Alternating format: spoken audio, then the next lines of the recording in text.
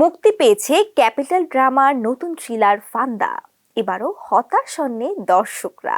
রহস্য, থ্রিলার এবং অপ্রত্যাশিত টুইস্টের সঙ্গে সমাজ ও মানুষের জীবন কাহিনীর মেলনে তৈরি এই নাটক মুক্তির মাত্র 3 দিনেই 14 লাখ ভিউ পেরিয়েছে। এরই সাথে দর্শকদের প্রশংসা বইছে বন্যার মতো।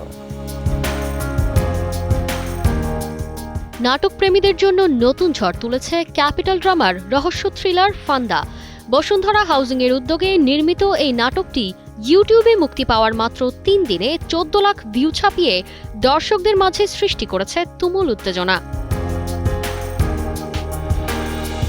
দর্শকরা নাটকের গল্প, লোকেশন, ব্যাকগ্রাউন্ড মিউজিক ও অভিনয় সবকিছুরই প্রশংসায় ভাসিয়েছেন। নাটকটি নেত্রকোনার ছোট একটি গ্রাম ফান্দাকে কেন্দ্র করে আবর্তিত, যেখানে জীবন, ভাগ্য এবং মানুষের দৈনন্দিন সংগ্রামের গল্প উঠে এসেছে। খায়রুল বাসার খলিল চরিত্রে নতুন মাত্রা যোগ করেছেন।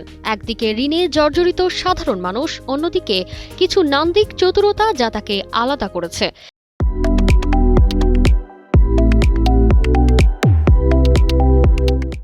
তানজিন তিশা সহ অন্যান্য অভিনেতাদের অভিনয়ও দর্শক হৃদয়ে জায়গা করে নিয়েছে।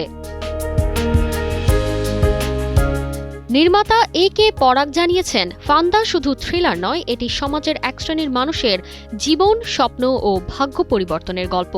নাটকের গ্রাফিক্স, ভিজুয়াল টুইস্ট এবং গান ছুমন্তর ছু নাটকের আবহকে আরও প্রাণবন্ত করেছে। ফান্দা আবারও প্রমাণ করল ক্যাপিটাল ড্রামা মানেই ব্যতিক্রমী গল্প, সৃজনশীল উপস্থাপনা এবং দর্শকপ্রিয় থ্রিলার। এখন দর্শকরা অধীর আগ্রহে অপেক্ষা করছেন পরবর্তী টুইস্টের জন্য।